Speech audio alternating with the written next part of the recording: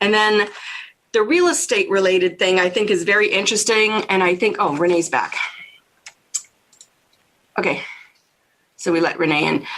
For realtors, I think this is very interesting. Or if you know someone who's thinking of moving for their primary residence, is thinking of changing homes, I think this was very interesting. I discovered this about 2 weeks ago and did some research and even signed up so I could get some training, see what their training is like.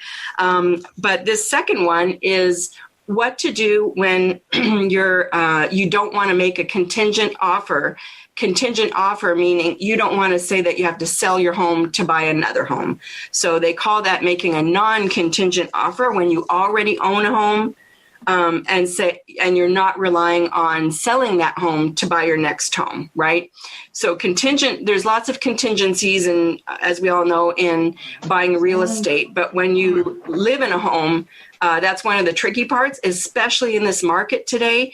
There's hardly any inventory, multiple offers. So if you go in saying you're asking the seller to wait for you to sell your home to buy their home, you're probably not their best choice. They're probably not their favorite choice, and you're probably not going to win. So in this tight real estate market, making non-contingent offers it's a critical thing. So the traditional way to do a non-contingent offer is to borrow money in the form of a home equity line of credit or a swing loan or a bridge loan. There's lots of words for borrowing against your current home that you intend to sell to buy the other home, to get the down payment and the closing costs and whatever you need to get, maybe money to fix up the old home. So the traditional way is to borrow first, and then you have the cash, and then you go make your offer with 20% down or 30% down. So HELOCs are not so bad, prime plus half or prime right around prime rate, which is 3.25% right now. Swing loans or bridge loans are expensive because they're hard money loans, basically. So they can be 8, 9, 10% interest. But that's a way to get the money you need to make the offer on the new home, right? So that's the traditional way. The trouble with that is that you have to qualify for both the old homes payments and the new homes payments, and very few people can do that. So the other option, and the kind of more conservative option, is you would put your current home up for sale, sell it, then move out or ask to rent it back from your buyer. But either way, sell that house, get the money, and then go find the new home. Well, your buyer can only let you rent back for 59 days if they got a conventional loan. You don't want to have to clean the house every time someone wants to come take a look at your home, right? You also don't want to have to make 2 payments while you're, having both homes. But if you're going to sell your home, you've got to do the open house and probably do some fix up while you're still living in it, while probably your kids are still at home doing their school or you're at home doing your work. So it's already cramped in homes. So to have strangers come in for open house, that's even more daunting, I guess I would say. So that's kind of the traditional way of things going. Either you borrow the money and then go buy the house and have to pay the 2 payments, or you sell the home and then go buy the other home, but you either have to do it very quickly, which is hard in this market, or you have to move twice. So that's another nightmare for home buyers, is home sellers who want to be home buyers, is that, you have to move out of your home into temporary housing, wherever that is. If you have dogs, if you have stuff, then you've got storage units. And then you have to move again into your new home, right? So to avoid the double move, it would be nice if you could avoid that double move. So I discovered this a couple of weeks ago, and you may have heard of this, but I thought it was interesting. It's called Knock, like knocking on the door, Knock Home Swap. And what they do is they do both loans. They give you a loan against your current home to do the fix up, to pay the payments, to get the down payment, to go to the new home. And then they do the mortgage on the new home. So they're giving you both loans at once. And you would sell your home the traditional way. There's no change in how you're selling your home.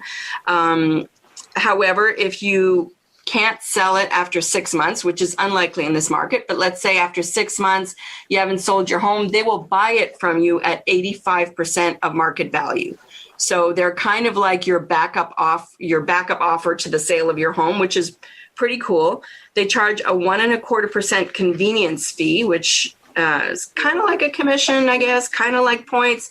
I'm not too sure how they get around the words, how they get around compliance around all that, but 1.25% convenience fee on the price of the home you're selling, and that's basically like charging interest. So if you pay them, let's say you sell your home within 3 months, they've made 1.25 times 4, basically, right? So it's not bad for them as a fee. And then they said that their rates on the purchase are competitive. So whatever that means, the interest rates are competitive. You cannot separate them, so you can't get the swing loan. We'll call it the swing loan. So it takes 1.25 points to do their fee. And then if you don't sell within 6 months, they will buy the property from you. So that's good. And it's basically the most important part of this is the non-contingent offer. Oh, that's where I was. So you can't separate the loans. So the old property, they won't give you the swing loan without doing the purchase money loan.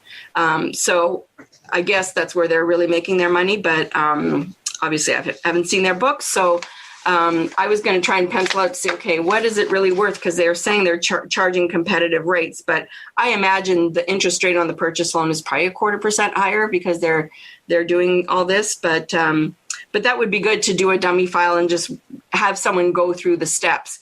Now, one thing for us in California is tricky because the maximum list price is $850, and across the nation, the maximum list price is $750. So it's a little bit limiting for us, but I'm thinking, maybe Lawndale. I don't know if Lomita is still that low, but if you have someone who needs to sell their condo before buying a single family home, this would work.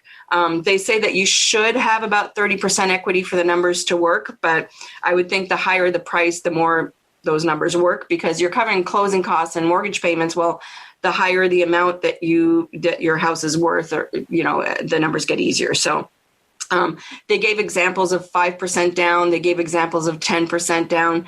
So how this works is obviously as a lender, I wouldn't be doing this because they're a lender. So as a realtor, you would sign up as a NOC certified realtor and then just have your client apply online. So I think it would be good to have someone go through the steps and just see how the numbers work. But anyway, I thought that would be interesting to share with you because right now, if you're a home buyer, making a contingent offer is difficult for everybody. So keep that in mind. And I know Brooke is a realtor. I don't think anybody else is. I have a real estate brokerage license since 1994. So I signed up as a NOC certified realtor just to go through the steps and get the training. And it's very simple. So Brooke, you might want to put that in your toolbox as well. What's it called?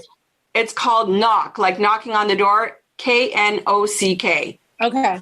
And I signed up as a realtor for cities I knew probably would never work. Like I signed up for Torrance and PV or whatever just to get in their system. But really, because you'll get the leads, if someone goes online and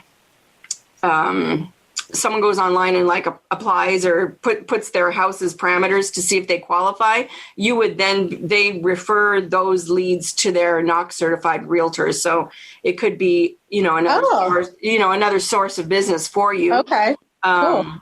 Yeah, it seems pretty cool. It obviously has limitations, but also after I did my SPAC notes, I thought, well, NOC is a perfect example of one of those companies that one of these SPACs might go after to buy, right? Yeah. A lot of tech, a lot of real estate tech, fintech type of companies are hot targets for these new IPOs. So I wouldn't be surprised if they turned out to be a SPAC. I heard also that WeWork, the one that was going to go public in 2019 and had issues with their